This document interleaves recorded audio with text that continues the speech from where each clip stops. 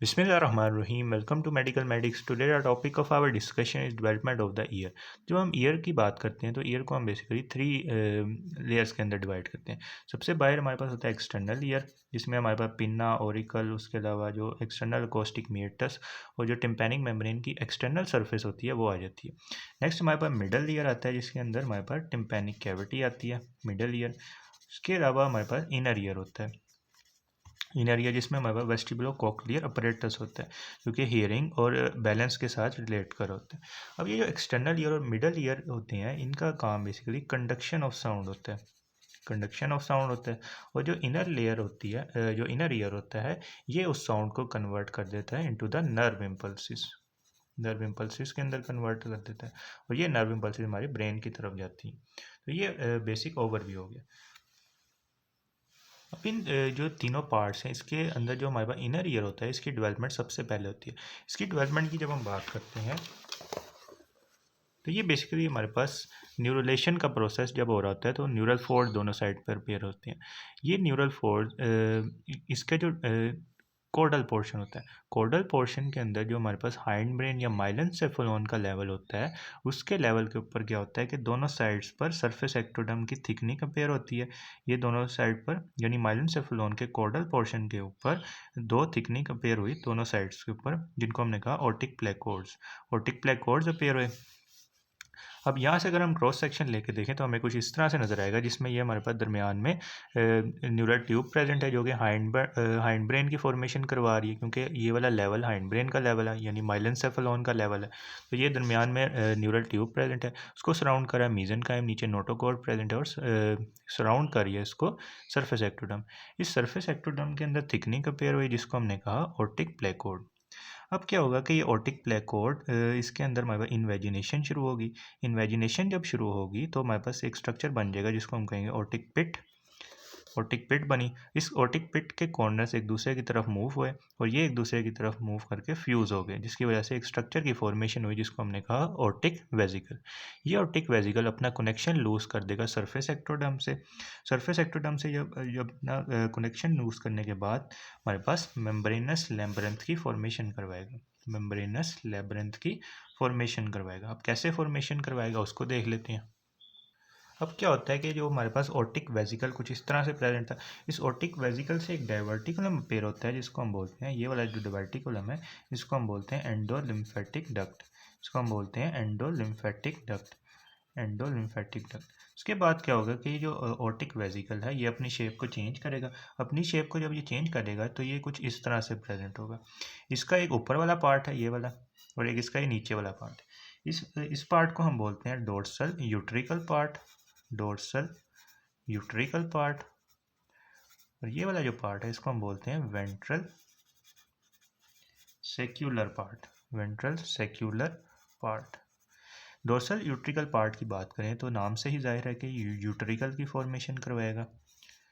उसके अलावा जो हमारे पास सेमी सर्कुलर कनाल्स के अंदर जो सेमी सर्कुलर डक्ट्स रन कर रही होती हैं, उनकी ये फॉर्मेशन करवाएगा, सेमी सर्कुलर डक्ट्स की फॉर्मेशन करवाएगा। और वेंट्रल सेक्युलर के पार्ट की बात करें तो ये सेक्यूल की फॉर्मेशन करवाएगा, सेक्यूल की फॉर्मेशन करवाएगा। उसके अलावा जो कोक्लियर डक्ट्स होती हैं, कोक्लियर डक्ट्स, कोक्लियर डक्ट्स, उसकी फॉर्मेशन हमारे पास वेंट्रल सेक्युलर पार्ट से होगी। यहाँ पे हमारे पास एंडोलिम्फेटिक डक्ट ऐसे ही प्रेजेंट है। सबसे पहले हम इस डोर्सल यूट्रिकल पार्ट की बात कर लेते हैं। तो ये कुछ इस तरह से प्रेजेंट है, डोर्सल यूट्रिकल पार्ट ये वाला। इस डोर्सल यूट्रिकल पार्ट से थ्री डिस्क लाइक डाइवर्टिकुलम ऐसे करके अपेयर होते हैं, थ्री डिस्क लाइक डाइवर्टिकुलम ऐसे अपेयर हो गए यहाँ से ऐसे। अब इनके जो नीचे वाले पोर्शन है ये आपस में फ्यूज़ हो जाएंगे और ये ख़त्म हो जाएंगे, और जो इनके ऊपर वाले पार्ट हैं ये परसिस्ट करके हमारे पास सेमी सर्कुलर कनाल्स की फॉर्मेशन करवा देंगे। और इसी तरह से यहाँ पे हमारे पास एंडोलिम्फेटिक डक्ट प्रेजेंट है, और इनका ये जो नीचे वाला पोर्शन होता है ये डायलेटेड पोर्शन हमारे पास एम्पुला की फॉर्मेशन करवा देता है, एम्पुला की फॉर्मेशन करवा देता है। अब हम इसको बुक की डायग्राम से भी देख लेते हैं। तो यही वाला जो ऑर्टिक वेजिकल था ये हमारे पास मॉडिफाई होकर कुछ इस तरह से आ गया।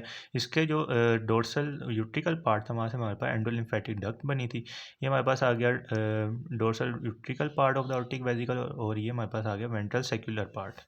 اس کے اندر سے ہمارے پاس 3 ڈائیورٹیکولر پیئر اور اس کے نیچے والے پورشن فیوز ہو گئے، اوپر والے پورشن نے ہمارے پاس سیمی سرکولر کنالس کی فارمیشن کروا دی۔ اس کے علاوہ بات کریں تو ان کا یہ والا جو پورشن ہے یہاں پہ ہمارے پاس ڈائلیشن اپیئر ہوئی جس کو ہم نے کہہ دیا ایمپولا۔ نیکسٹ ہم اس یہ جو وینٹرل سیکولر پارٹ ہے اس کی بات کر لیتے ہیں۔ اب اس سیکولر پارٹ کے اندر بھی کیا ہوتا ہے کہ ایک ڈائیورٹیکولم اپیئر ہوتا ہے، یہ والا ڈائیورٹیکولم، یہ ڈائیورٹیکولم ہمارے پاس کوکلیئر ڈکٹ کہلاتا ہے، یعنی یہ کوکلیا کی جو کوکلیا کی ڈکٹ ہوتی ہیں اس کی فارمیشن کروائے گا، یہ ایک دوسرے اوپر کی طرف ایسے کر کے کوئل ہو جائے گا، اس طرح سے ہمارے پاس کوکلیا میمبرینس کوکلیا کی فارمیشن ہو جائے گی۔ اس کے علاوہ بات کریں تو اوپر والی سائڈ پر ہمارے پاس یہی سیکولر پارٹ سیکیول کی فارمیشن کروا دے گا، اور جو میمبرینس کوکلیا ہوتی ہے وہ ہمارے پاس سیکیول سے کنیکٹ ہوتی ہے with this connection, this connection is known as ducts re union, یعنی اس ڈکٹس ری یونین کے تھرو ہمارے پاس جو میمبرینس کوکلیا ہوتا ہے وہ سیکیول کے ساتھ کنیکٹڈ ہوتا ہے۔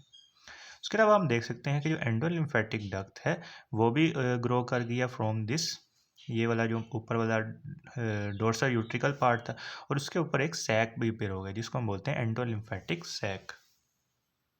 تو اس طرح سے ہمارے پاس سارا جو میمبرینس لیبرنتھ ہے اس کی فارمیشن ہو جاتی ہے۔ نیکسٹ ہم بونی لیبرنتھ کی بات کر لیتے ہیں۔ بونی لیبرنتھ کی فارمیشن کے لیے کیا ہوتا ہے کہ یہ ہمارے پاس کوکلیئر ڈکٹ پریزنٹ ہے، اس کوکلیئر ڈکٹ کے اراؤنڈ ہمیں پتہ ہے کہ میزنکائم پریزنٹ ہوتا ہے، یہاں پہ میزنکائم پنک کلر میں پریزنٹ ہے۔